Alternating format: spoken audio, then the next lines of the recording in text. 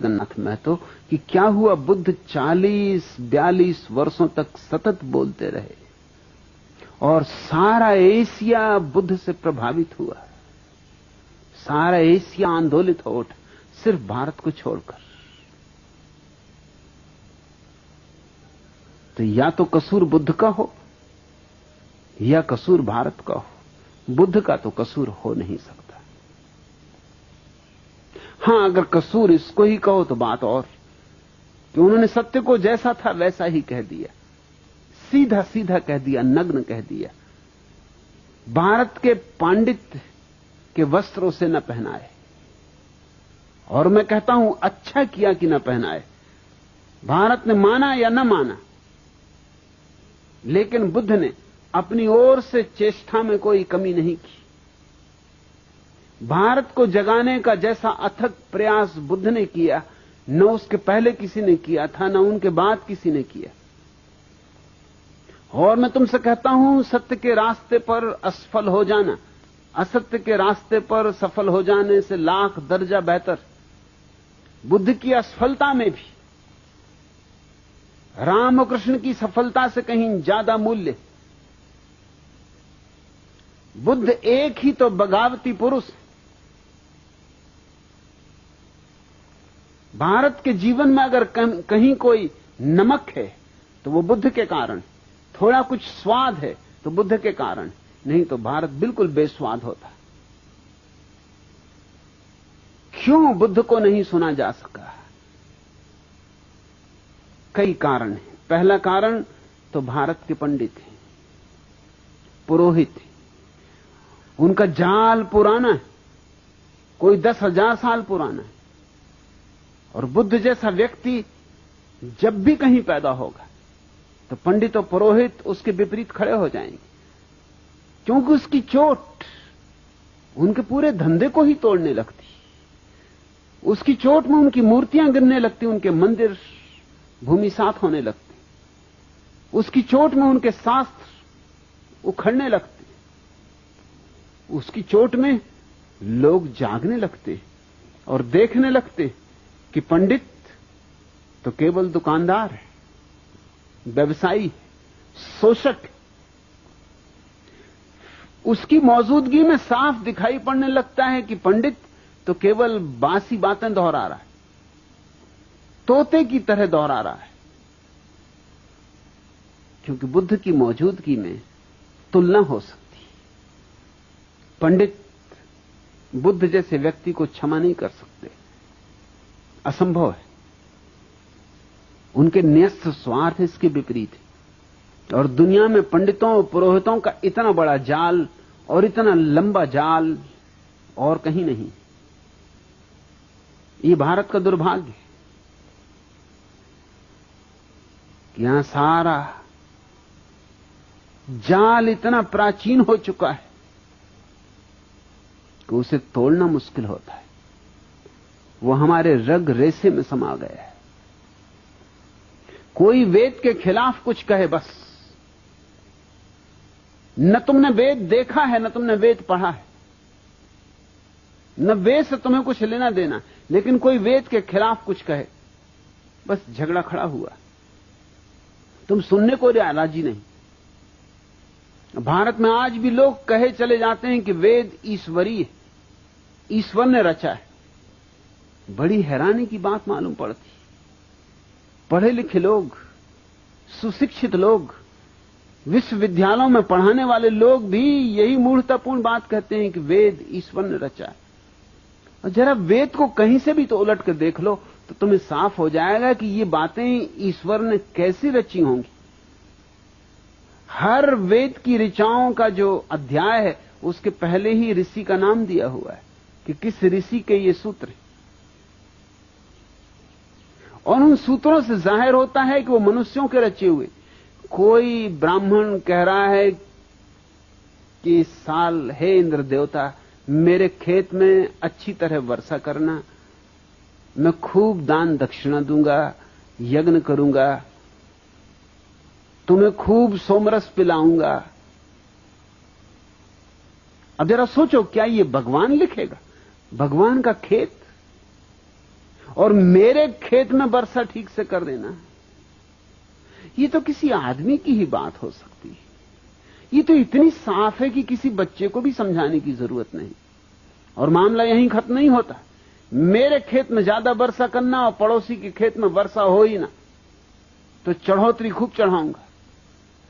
ये तो और भी बात बिगड़ गई। ये तो मानवीय भी ना रही, अमानवीय हो गई।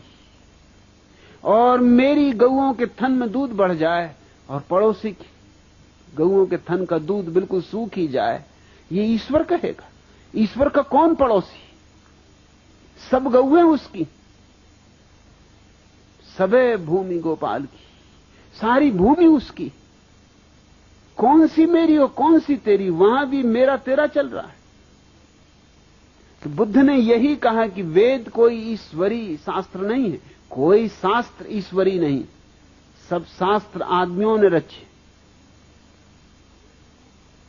और आदमियों में कई तरह के आदमी, कुछ तो आरिफों ने रचे हैं, जिन्होंने जाना शायद वहां कुछ सत्य की दूर की ध्वनि सुनाई भी पड़ जाए, मगर ये गऊओं के थनों में दूध बढ़ जाए इसकी प्रार्थना करने वाले लोग आरिफ नहीं हो सकते। ये मेरे खेत में ज्यादा वर्षा हो जाए और पड़ोसी के खेत में ज्यादा वर्षा ना हो, ये आरिफ नहीं हो सकते। बुल्ले शाह ऐसी प्रार्थना नहीं कर सकता, कबीर ऐसी प्रार्थना नहीं कर सकते, बुद्ध ऐसी प्रार्थना नहीं कर सकते। बुद्ध ने तो अपने शिष्यों को कहा कि तुम जब ध्यान करो और ध्यान में जब तुम आनंदित हो उठो, तो ध्यान की पूर्णाहुति हमेशा इस बात से करना कि मेरे ध्यान से जो भी आनंद मुझे मिला है समस्त प्राणियों में बढ़ जाए, समस्त प्राणियों में बेशर्त बढ़ जाए, मेरा ही न रह जाए। क्योंकि जो मेरा रहेगा तो मर जाएगा और जो सब में बढ़ गया तो बच जाएगा। बांटने से बढ़ता है, रोकने से घटता है। एक आदमी ने बुद्ध से जाके कहा था कि आप कहते हैं तो करूंगा, इतनी भर आज्ञा चाहता हूं कि मेरा जो पड़ोसी बहुत दुष्ट, उसको छोड़ के मैं कह सकता हूं कि सबको मिल जाए। मुझे जो आनंद मिल रहा है ध्यान से, पड़ोसी को छोड़ के सारे जगत को मिल जाए, पशुओं को, पक्षियों को, पौधों को, पहाड़ों को, जिसको कहो, मगर ये मुझसे ना हो सकेगा कि इस दुष्ट को मिल जाए, इसको भर छोड़ने की आज्ञा दे दें। बुद्ध ने कहा उसके छोड़ने में ही सब गड़बड़ हो जाएगी, क्योंकि मैं वही मन तो बदलना चाहता हूं जो दोस्ती और दुश्मनी की भाषा में सोचता है, जो अपने और पराये की भाषा में सोचता है, जो मैं और तू के भेद में सोचता है। उस पड़ोसी को तो पहले मिले फिर और सबको मिले, ऐसा तू ध्यान करना। ध्यान जब आए और आनंद जगे तो कहना पहले मेरे पड़ोसी को मिल जाए और फिर सबको। पड़ोसी को पहले मिलनी चाहिए, पड़ोसी है, तेरे से आनंद की धारा बहेगी तो पहले तो उसी को छुएगी, फिर औरों को छुएगी, फिर दूर चांद तारों को छुएगी। और तू कहता पड़ोसी को ही ना मिले, तो फिर धारा बहेगी ही कैसे? यहीं अड़चन आ जाएगी, यहीं पत्थर पड़ जाएगा। वेद ने जो कुछ कहा है वो आदमी की कामनाएं हैं, आदमी की वासनाएं हैं। बुद्ध ने कहा कि वेद मनुष्यकृत है और वो भी बहुत साधारण मनुष्यों द्वारा निर्मित है, जिनकी कोई महत्वपूर्ण बातें भी नहीं। कहीं कभार भूल चूक से कोई वेद में सूत्र मिल जाता है जो प्रशंसा के योग्य है, 1%, इससे ज्यादा नहीं। 99% तो कूड़ा कचरा है।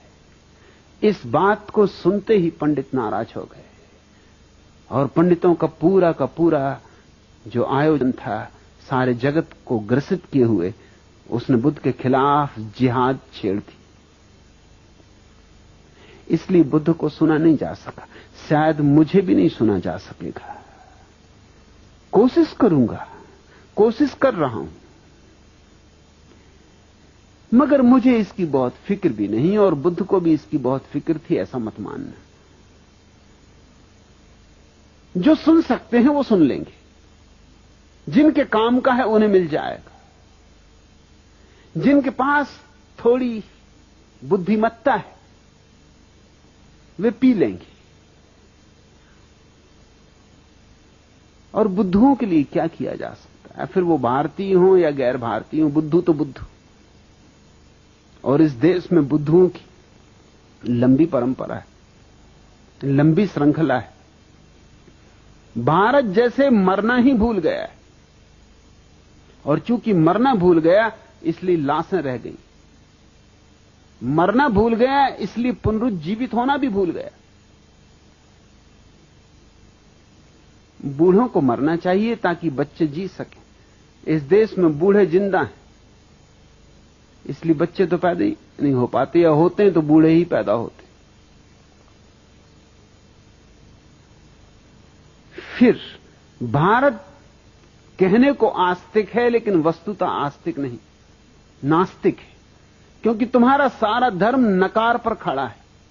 यह छोड़ो, यह छोड़ो, यह छोड़ो, यह नकार है।